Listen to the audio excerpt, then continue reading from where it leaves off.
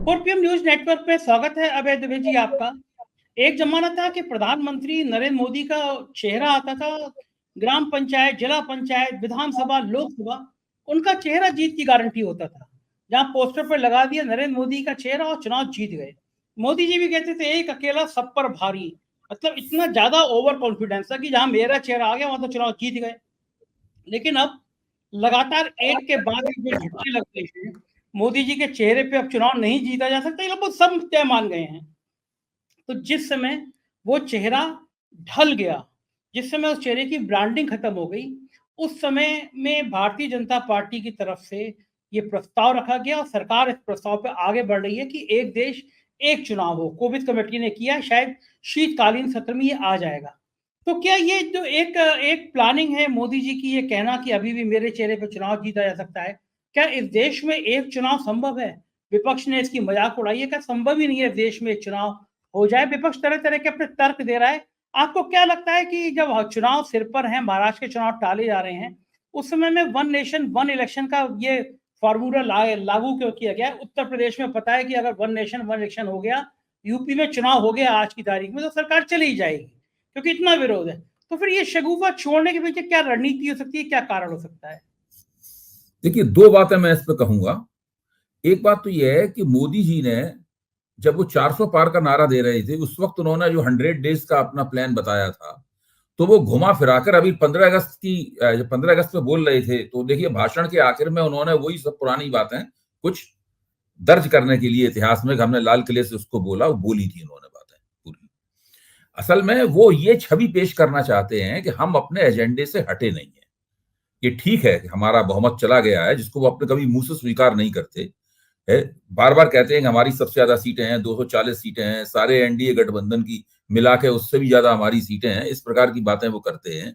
इसलिए पुरानी सारी बातों को, पुराने एजेंडे को बार बार दोहराते रहना और उनके प्रति अपना संकल्प जताते रहना, ये उनकी एक रणनीति है मोदी जी की। जिसकी रणनीति का पहला एहसास मुझे तब हुआ था जब वो लाल किले की 15 अगस्त को लाल किले से अपना भाषण खत्म करने के लिए जा रहे थे। पहले तो मुझे लगा ये सब बातें बोलेंगे नहीं, फिर आखिर में उन्होंने जल्दी से 5 मिनट के अंदर ये सारी बातें बोल दी। अच्छा, अब उनको अपना ये संकल्प दिखाना भी है लोगों को, तो उस वक्तव्य देने में क्या जाता है कि भाई हम सरकार इसका मसविदा तैयार कर रही है, सरकार ये कर रही है, यूनिफॉर्म सिविल कोड के बारे में भी इस तरह की चर्चा होगी, और ये कहेंगे भ्रष्टाचार के खिलाफ, हम उस भाषण में ये भी कहा था कि भ्रष्टाचारियों को बचाने की कोशिश हो रही है। तो अब यहाँ तो हालत यह है कि सुप्रीम कोर्ट लगातार जो टिप्पणियां कर रहा है उससे सब उसका उल्टा हो रहा है।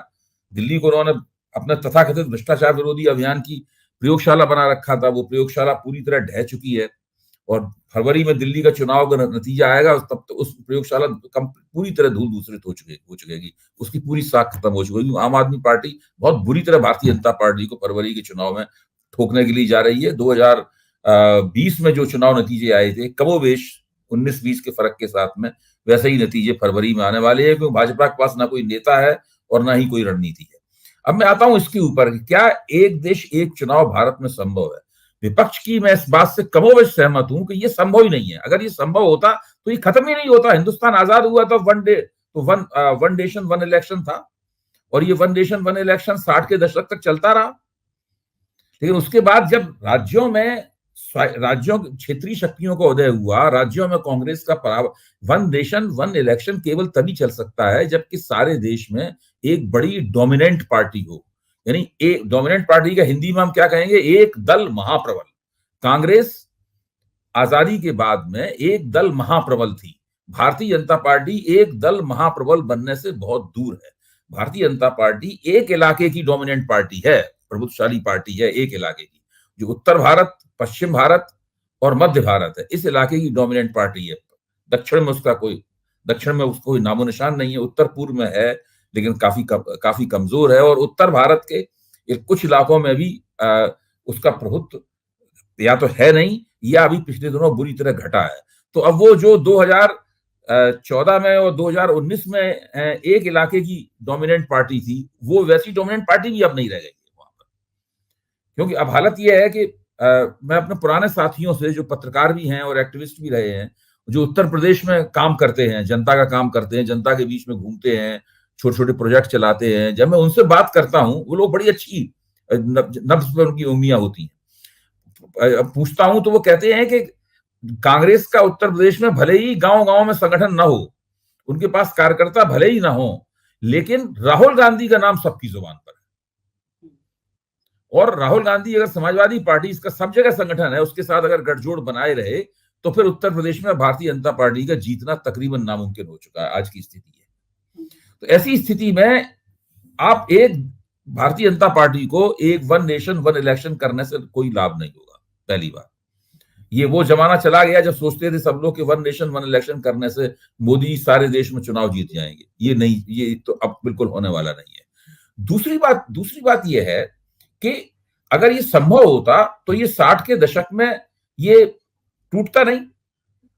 ये कोई संविधान में तो लिखा नहीं है, लेकिन ऐसा ही हो रहा था। सब लोकसभा विधानसभा के चुनाव साथ साथ होते थे।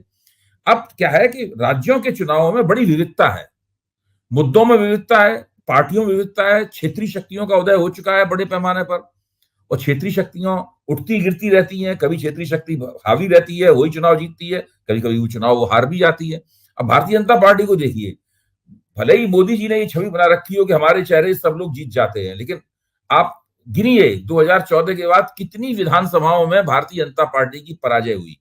कई जगह तो बहुत बुरी तरीके से पराजय हुई है, केवल मार्जिनल पराजय नहीं, बहुत बुरी तरीके से भाजपा जीतती भी रही है और भाजपा राज्यों में हारती भी रही है। राज्यों में भाजपा के जीत की कोई गारंटी नहीं रही और वो कई बार उसकी हार होते हुए दिखती है, बड़ी बदनामी के साथ हार होती हुई दिखती है, भ्रष्टाचार के आरोपों के साथ हार होती हुई दिखती है। ये स्थिति है भारतीय जनता पार्टी की। तो अब भारतीय जनता पार्टी भी कैसे एक नेशन, मोदी जी सब इस बात को जानते हैं। अगर वास्तव में वो एक देश एक राष्ट्र के प्रति प्रतिबद्ध होते तो अभी चुनाव आयोग केवल 2 राज्यों में चुनाव की घोषणा नहीं करता, वो तो ये कोशिश करता कि कम से कम 6 राज्यों को एक साथ क्लब कर देता।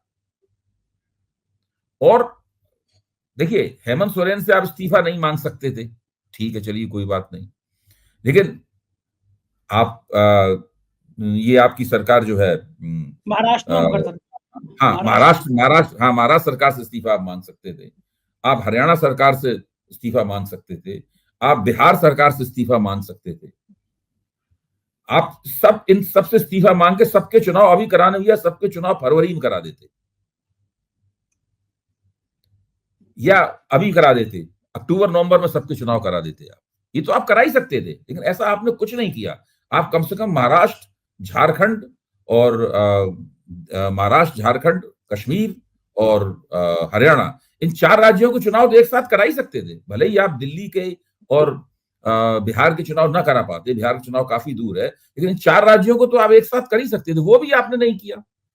असल में इतना 1 इंच का अगर राजनीतिक स्वार्थ होगा, उसको भी हल करने के लिए वो चुनाव आयोग का बेजा इस्तेमाल करेंगे। ये जानते हैं हरियाणा में चुनाव जीतने वाले नहीं है, जम्मू कश्मीर में चुनाव जीतने वाले नहीं है, महाराष्ट्र में चुनाव जीतने वाले नहीं है, झारखंड में चुनाव जीतने की कोई गारंटी नहीं है, हो सकता है कुछ प्रदर्शन अच्छा हो। ऐसी हालत में 4 राज्यों में एक साथ हारना अफोर्ड नहीं कर सकते। 4 राज्यों में एक साथ हारेंगे, बड़ी बदनामी होगी, हथौड़े की तरह लगेगा, झापड़ लगेगा गाल पे बहुत जबरदस्त। तो वो सोचते हैं किश्तों में हारें तो अच्छा रहेगा, किश्तों में हारें तो प्रभाव जो है वो थोड़ा बिखर जाएगा, एक साथ उसका इम्पैक्ट नहीं होगा। तो ये बिल्कुल बेकार की बात है और ये सिर्फ इनका ये दावेदारी है कि हमने जो कहा था वो हम कर रहे हैं। अच्छा, ठीक बीच चुनाव में जब कश्मीर में चुनाव की पहले चरण की वोटिंग भी हो गई, हरियाणा में चुनाव है, उसके बीच में इस शगुफे को छोड़ने का मतलब क्या है? ये बात कुछ दिन बाद भी हो सकती थी, चुनाव का रिजल्ट आने के बाद हो सकती थी। बीच चुनाव में इस लाइन को कहने का मतलब क्या? क्या खेल करना चाहते हैं? कोई खेल नहीं, देखिए खेल करना अब इनके हाथ में भी नहीं रह गया है। एक तो यह है कि हम लोगों को भारतीय जनता पार्टी और नरेंद्र मोदी के संदर्भ में मास्टर स्ट्रोक, खेल करना, बड़ा जबरदस्त राजनीतिक, ये सब इस भाषा का इस्तेमाल हम लोग 10 साल से करते करते अभ्यस्त हो गए हैं। कोई खेल वेल करना इनके हाथ में है नहीं। खेल वो लोग करते हैं जिनमें खेल करने की क्षमता होती है। इनमें क्या खेल करने की क्षमता है भाई? जो आदमी कह रहा है कि मेरी खिल्ली उड़ाई जा रही है, हम तो चुप हैं और हम तो योजनाओं की घोषणाएं कर रहे हैं, आप इसको सोचो कि उसके पास वो कैसा इसका मन होगा, कैसा दिमाग होगा उसके बाद, जो कह रहा है मेरी खिल्ली उड़ाई जा रही है और मैं चुप हूं। संसद में कहता है कि मेरा प्रधानमंत्री का गला दबाया गया, ये बोले हैं, बोल चुके हैं वो। हाँ, बोले। भाई आपने बहुमत खो दिया, फिर भी आप सबसे बड़े दल के रूप में उभरे, 240 सीटें कम नहीं होती हैं। आपको ऐसा लगता है कि जैसे आपका पानी उतर गया हो। ऐसा क्यों लगता है आपको? आज अगर कांग्रेस 240 सीटें जीतकर गठजोड़ सरकार का नेतृत्व करे तो कांग्रेस तो इस तरह नेतृत्व करेगी, उसने चुनाव जीत लिया, बल्ले बल्ले हमारी। 2009 में तो 240 सीटें कांग्रेस को नहीं मिली थी। तो मैं कहना ये चाहता हूं नरेंद्र मोदी की जो शेखी खोरी वाली दावेदारियां हैं उनको हटा दीजिए, आप 400 पार जैसी दावेदारियां हटा दीजिए। भारतीय जनता पार्टी की जो वास्तविक ताकत है इस देश में, वो दरअसल 200 से 250 250 सीटों के बीच की ही ताकत है, इससे ज्यादा की ताकत नहीं है। अगर पुलवामा वाला घटना नहीं होती जो 2019 में ही ये गठजोड़ सरकार में आ जाते, 2019 में ही नरेंद्र मोदी गठजोड़ सरकार का नेतृत्व कर रहे होते। ऐसी ही हालत थी, काफी संतोष था। 3 राज्यों में चुनाव भी हार गए थे लोग विधानसभा का जम के। इस बार तो विधानसभा का चुनाव जीतने के बावजूद इनकी ये हालत हो गई। इससे आप अंदाजा लगाओ उस वक्त क्या हालत होती। उस वक्त 240 सीटें भी नहीं आती 2019 में इनकी। 2019 में ये 200 से नीचे चले जाते, क्योंकि ये मध्य प्रदेश में, छत्तीसगढ़ में और राजस्थान में चुनाव हार गए थे, इनकी सरकारें नहीं रही थी यहाँ पे। लेकिन चूंकि राष्ट्रवाद की हवा बह गई, हमने घर में घुसकर मारा और वो बालाकोट सर्जिकल स्ट्राइक, इस सब ड्रामेबाजी के कारण ये कुछ अतिरिक्त वोट प्राप्त उन्होंने कर लिया। तो ये 240 सीट जो है ये भारतीय जनता पार्टी का पीक है। ये भारतीय जनता पार्टी का शीर्ष का सबसे अच्छा प्रदर्शन है, व्यवहारिक सही प्रदर्शन है। इसके बाद तो ये प्रदर्शन और घटना ही घटना है। बिल्कुल ठीक है ना अभय जी। जब प्रधानमंत्री ने ये कहा कि पिछले 100 दिनों से मेरी मजाक उड़ाई जा रही है, मुझ पर ताने मारे जा रहे हैं, तो वो प्रधानमंत्री का सिंपैथी कार्ड था या वास्तव में प्रधानमंत्री को समझ आया कि ये जो तीसरा कार्यकाल मिला है उनको ये बहुत निराशाजनक है। कश्मीर में लगातार इतने सैनिकों का बलिदान हो गया तो कभी हुआ नहीं था। 100 दिनों के अंदर बताइए 20-25 सैनिक, बहादुर सैनिक हमारे शहीद हो गए आतंकियों के हाथों में। कश्मीर की स्थिति खराब हो गई। कई मुद्दों पे, वक्फ बोर्ड वाले पे, ब्रॉडकास्ट बिल वाले पे सरकार को अपने कदम पीछे लेने पड़े। तो ये क्या माना जाए कि ये जो प्रधानमंत्री की बेबसी है, जो कह रहे हैं कि मेरी मजाक उड़ाई गई, तो क्या वास्तव में ये एक सिंपैथी कार्ड था कि चुनाव में ऐसा बोलूंगा मुझे वोट मिल जाएंगे, या ये वाकई में प्रधानमंत्री को लग रहा है कि अब लोग उनकी खिल्ली उड़ाने लगे? किसी जमाने में सोशल मीडिया पे प्रधानमंत्री के खिलाफ एक शब्द लिख दिया, लाइन लग जाती थी आपका विरोध करने की। लेकिन मैं देख रहा हूँ सबसे ज्यादा मीम जो कभी राहुल गांधी पे बनते थे, अब वो मीम प्रधानमंत्री पर बनते हैं और सोशल मीडिया जवाब नहीं दे पा रहा। अमित मालवीय जवाब नहीं दे पा रहे। कांग्रेस की सोशल मीडिया, सुप्रिया शीने तो एंड पार्टी बहुत कस के जवाब दे रही है उनका। तो क्या लग रहा है कि प्रधानमंत्री थोड़े परेशान हो गए हैं, इसलिए बेचारगी में ये बात कह रहे हैं, या कोई और रणनीति? देखिए, जनता बेचारे को पसंद नहीं करती। जनता नरेंद्र मोदी के पक्ष में जब खड़ी होती थी, नरेंद्र मोदी के नाम पर लोग झूम जाते थे, तब वो नरेंद्र मोदी अब छाती ठोक के कहते थे कि मेरा 56 इंच का सीना है, मैं करके दिखाऊंगा, मैं ये काम, मोदी है तो मुमकिन है, मैं ये करके दिखाऊंगा। बात गलत थी, झूठी थी, जमीन पे नहीं उतरती थी। लेकिन कुछ ऐसी परिस्थितियां थी जिसके लिए जनता के, देश की वोटरों के एक बड़े हिस्से ने नरेंद्र मोदी की इन बातों पर एक समय तक विश्वास किया। अगर नरेंद्र मोदी की बातों पर जनता विश्वास कर रही होती तो नरेंद्र मोदी की ये बात भी मान ली होती कि विपक्ष हमारे खिलाफ गलत प्रचार कर रहा है, हम संविधान बदलने वाले नहीं है, हम आरक्षण को हटाने वाले नहीं है। लेकिन आप देखिए, जनता ने नरेंद्र मोदी की बातों पर विश्वास क्यों नहीं किया? जनता ने राहुल गांधी की बात पर विश्वास क्यों किया? जनता ने अखिलेश यादव की बात पर विश्वास क्यों किया? ये एक बहुत, मोदी को अपने गिरेबान में मुंह डाल के ये पूछना चाहिए। जो जनता उनकी बात मानती थी, उस जनता ने 2024 में इनकी बात सही क्यों नहीं माना? अगर आप मुझसे पूछें तो मैं ये कहूंगा कि नरेंद्र मोदी की पार्टी ईडब्ल्यूएस कोटे जैसी चालाकियां तो कर सकती है, लेकिन ये घोषणा नहीं कर सकती संविधान शुरू करके कि आरक्षण खत्म हो गया। ये अभी हैसियत नरेंद्र मोदी की पार्टी की नहीं है। लेकिन जब विपक्ष के नेताओं ने कहा कि ये आरक्षण खत्म करने वाले हैं, तो आखिरकार लोगों ने क्यों ये बात सही मान ली? आज भी उत्तर प्रदेश, आप तो उत्तर प्रदेश की राजनीति में बड़ी महारत रखते हैं, एक चप्पे चप्पे की आपको जानकारी है, हर घटना का आप विश्लेषण करते हैं। उत्तर प्रदेश का दलित और पिछड़ा इस वक्त भारतीय जनता पार्टी के खिलाफ है। वो भारतीय जनता पार्टी को उसने फिर से एक बार ब्राह्मण बनिया पार्टी मान लिया, और दलित कांग्रेस के जरिए और पिछड़ा समाजवादी पार्टी के जरिए इंडिया गठबंधन के साथ है। और ये नरेंद्र मोदी और भारतीय जनता पार्टी के लिए एक बहुत बुरी खबर है। इस खबर को अच्छी खबर में बदलने के लिए इन लोगों को बहुत मेहनत करनी पड़ेगी। मैं इस बात को बहुत ही साफ तौर पर ठोस रूप से कह रहा हूं। आज राहुल गांधी पॉपुलैरिटी रेटिंग में उत्तर प्रदेश में नरेंद्र मोदी से आगे निकल गए हैं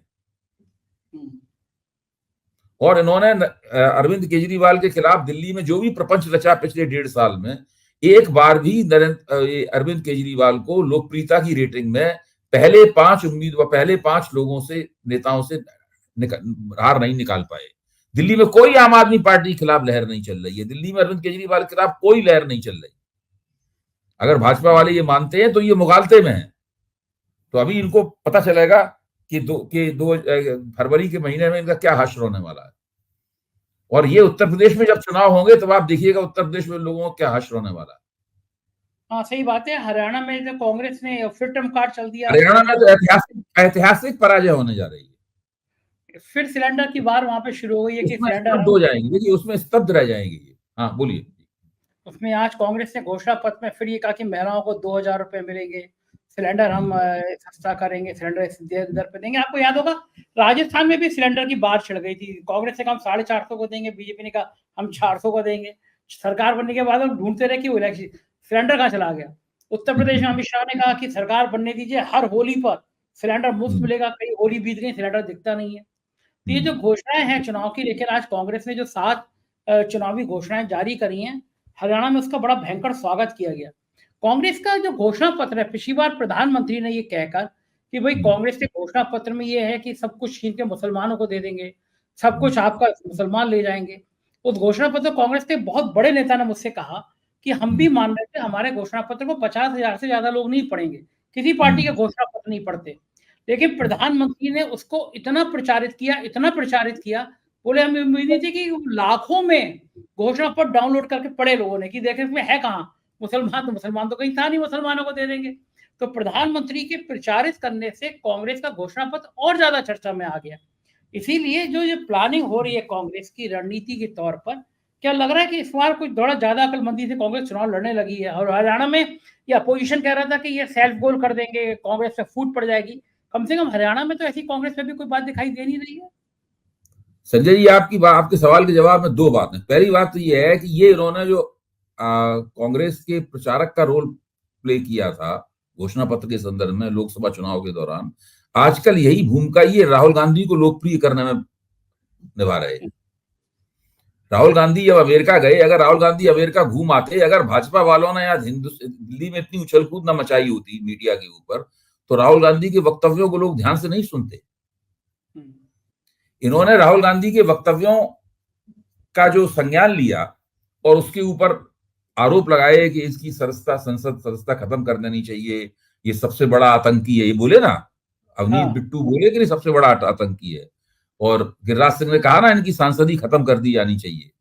किसी ने कहा इन्हें गिरफ्तार कर लिया जाना चाहिए, किसी ने कहा इन पर गद्दारी का मुकदमा रखना चाहिए। सारी बातें राहुल गांधी की।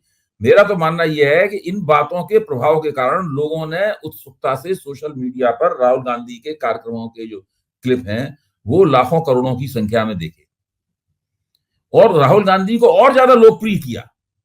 तो ये लोग राहुल गांधी के मुफ्त के प्रचारक हैं। ठीक उसी तरह जिस तरह उन्होंने लोकसभा चुनाव के दौरान कांग्रेस के घोषणा पत्र का मुफ्त में प्रचार किया था।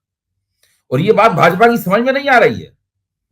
अगर ये बात समझ की, हम लोगों ने तो ये बात उस वक्त भी कही थी, आपको याद होगा जब लोकसभा चुनाव के दौरान हम लोग कार्यक्रम करते थे, तो अगर उस वक्त समझ में आ जाती बात तो ये राहुल गांधी का भी मुफ्त का प्रचार नहीं करते।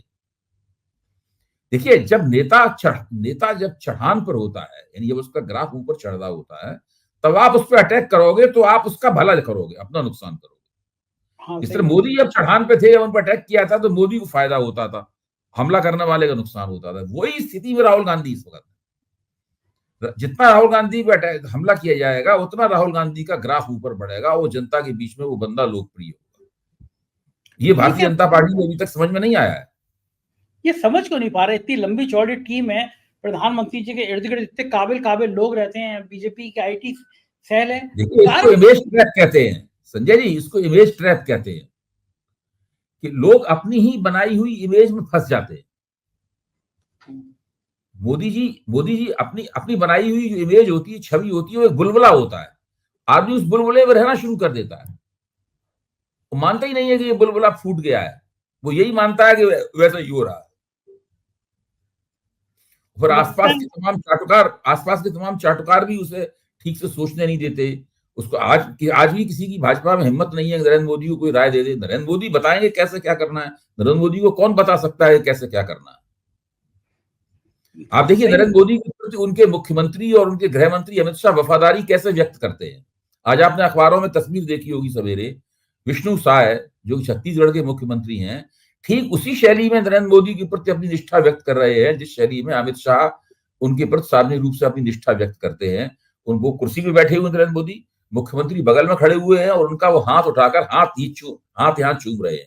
ये पुरानी जो राजशाही की वाली निष्ठा व्यक्त इसी तरह अमित शाह करते हैं।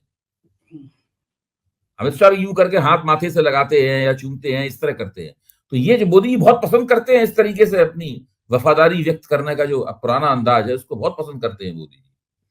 तो जब इस तरह का चाटुकारिता का माहौल हो चारों तरफ, जहां हर मुख्यमंत्री ये कहता समझता हो कि मुझ पर विशेष कृपा की गई, आपने मुझे मुख्यमंत्री बनाया, हमें मुख्यमंत्री बनने का अधिकार है, ये कहकर तो मुख्यमंत्री कोई भाजपा में बन नहीं सकता। सही बात, हमारा राइट है, ये तो मतलब ही नहीं है। हाँ, कोई सवाल ही। अच्छा, ये जो प्रधानमंत्री हाथ चूमने से खुश हो जाते हैं, ये क्या वही वाली फीलिंग आती है कि मैं बायोलॉजिकल हुई नहीं, मैं तो एक दूध हूँ? तो ये हाथ चूमने वाली फीलिंग, ये हाथ चूमने वाला, ये तो जब ये गुजरात के मुख्यमंत्री थे अमित शाह, उस वक्त भी उनके हाथ चूमते थे। ये बायोलॉजिकल वाला फंडा तो अभी 3-4 साल से उन्होंने शुरू किया था, सोचना शुरू किया था। हुआ ये कि जब 2017 में आदित्यनाथ जी को मुख्यमंत्री बना दिया गया, तो पहली बार एक ऐसे शख्स को मुख्यमंत्री बनाया गया जो कि एक धार्मिक प्रमुख था, एक मठ का धार्मिक प्रमुख था। उसके पास धर्म सत्ता थी, उसे राजनीतिक सत्ता की तलाश थी। वो राजनीतिक सत्ता उसको संघ और मोदी ने मिलकर थमाई। तो फिर जब मोदी ने देखा कि भाई इस व्यक्ति की जब धर्म सत्ता और राजनीतिक सत्ता का मेल हुआ तो ये व्यक्ति और ज्यादा शक्तिशाली हो गया। तो उन्होंने सोचा कि मेरे पास राजनीतिक सत्ता है, धर्म की सत्ता नहीं है केवल। योगी के पास धर्म सत्ता थी, राजनीतिक सत्ता चाहिए थी, जो मोदी जी ने उनको दी। नरेंद्र मोदी को कोई दे नहीं सकता था सत्ता, उनके पास राजनीतिक सत्ता तो सर्वोच्च थी ही। तो उन्होंने एक योजना बनाई, एक बहुत जबरदस्त किस्म का प्लान तैयार किया, जिसमें उन्होंने तय किया कि वो हर मंदिर में जाएंगे, वहां पूजा करेंगे, प्राण प्रतिष्ठा करेंगे, वहां पर उद्घाटन करेंगे मंदिरों का, और फिर गुफाओं में बैठकर गेरुआ वस्त्र पहनकर, पगड़ियां तरह तरह की बांधकर, सफेद और भगवा तस्वीरें खिंचाएंगे, गंगा में जाएंगे, गंगा आरती में भाग लेंगे। लगातार वो धार्मिक कार्यक्रमों में भाग लेने लगे और इसके लिए उन्होंने शंकराचार्यों तक के अधिकार को छीन लिया। और इस तरीके से उन्होंने कोशिश की ये दिखाने की कि मैं केवल पॉलिटिकल हेड ही नहीं हूं, मैं रिलीजियस हेड भी हूं। और जब पॉलिटिकल हेड और रिलीजियस हेड मिल जाएगा मतलब है, तो एक खलीफा जैसी हस्ती का उदय होगा, एक ऐसी हस्ती उदय होगा। जो जो जो धार्मिक हेड, खलीफा कौन होता है इस्लाम में? खलीफा कौन होता है? वो जो रिलीजियस हेड भी जो उनका मजहबी मुखिया भी है और उनका राजनीतिक मुखिया भी है। खलीफा शब्द कहां से आया है अभय जी? खलीफा तुर्की में जो उस्मानी साम्राज्य था, उसको अंग्रेजी में ऑटोमन एम्पायर कहते हैं, उसके शासकों उसमें खलीफा का शासन चलता था, इसलिए उस राज्य प्रणाली को खिलाफत बोलते थे। अच्छा, ओके। हाँ, खिलाफत बोलते थे। इसलिए कुछ लोग हिंदी में अक्सर खिलाफत, उसने उसकी खिलाफत की, गलत शब्द है वो। हाँ, उसने उसका विरोध किया होना चाहिए, वो उसके खिलाफ था, ये बोलना चाहिए। खिलाफत एक राज्य प्रणाली का नाम है, एक स्टेट सिस्टम का नाम है, जो कि तुर्की का जो उस्मानी साम्राज्य था उसके अंदर चलती थी। उसमें इस्लाम में बहुत मशहूर खलीफा हुए हैं, खलीफा उस्मान, खलीफा उमर, ये सब हुए हैं, उससे आया खलीफा शब्द। वो लोग क्या होते थे कि वो धार्मिक प्रमुख भी थे और राजनीतिक प्रमुख थे। अब भारत के मुगल सम्राटों को देखें आप, कोई भी मुगल सम्राट जो था वो धार्मिक प्रमुख नहीं था। उसके दरबार में उलेमा मौजूद रहते थे जो उन्हें धर्म संबंधित राय मशवरा देते थे, गुटबाजी भी करते थे उलेमा लोग अपनी। तो जो पॉलिटिकल, वो बादशाह पॉलिटिकल हेड था। मैं इसका आपको नमूना बताऊं, औरंगजेब, जिसको कट्टरपंथी कहा जाता है, औरंगजेब के दरबार में तुर्की के खलीफा ने अपना एलची भेजा, तो वो तुर्की के खलीफा का तुर्की खलीफा का दंड लेकर आया, राजदंड लेकर आया, औरंगजेब के दरबार में पेश किया। उसने कहा खलीफा ने आपको राजदंड भेजा है, आप इसको स्वीकार कर लें, यानी खलीफा के प्रति साफ सम्मान व्यक्त करें। औरंगजेब सिंहासन से नहीं उठा, ना उसने राजदंड छुआ, उसने कहा इनको ले जाओ मेहमान खाने में, इनकी आओ भगत करो और उसके बाद विदा कर दो इनको। तुर्की खलीफा का राजदंड औरंगजेब ने स्वीकार नहीं किया। बहुत मशहूर, आप देखिए जितने भी मुगल सम्राट हुए उनमें से कोई हज करने नहीं गया कभी भी। ये भारतीय इस्लाम की विशेषता है। अकबर हज करने नहीं गया, जहांगीर हज करने नहीं गया, उससे पहले हुमायूं हज करने नहीं गया, शाहजहां हज करने नहीं गया, औरंगजेब हज करने नहीं गया, कोई हज करने नहीं गया। वो तो इस तरह की भारतीय इस्लाम अलग तरीके का है। जितनी भी यहाँ पे बड़ी बड़ी दरगाहें हैं, उन 4-5 दरगाहों की आप ज़ियारत कर लें तो हज के बराबर मानी जाती थी। तो इंडियन इस्लाम का मक्का मदीना भारत में ही था, वहां था ही नहीं। तो अपने प्रधानमंत्री जी भी थोड़ी थोड़ी खलीफा वाली भूमिका में आ गए कि हाथ चूमने लगे। उन्होंने कोशिश की खलीफा वाली भूमिका में आ जाए। आरएसएस भी इस प्रयोग को ध्यान से देख रहा था, उस वक्त कुछ नहीं बोला।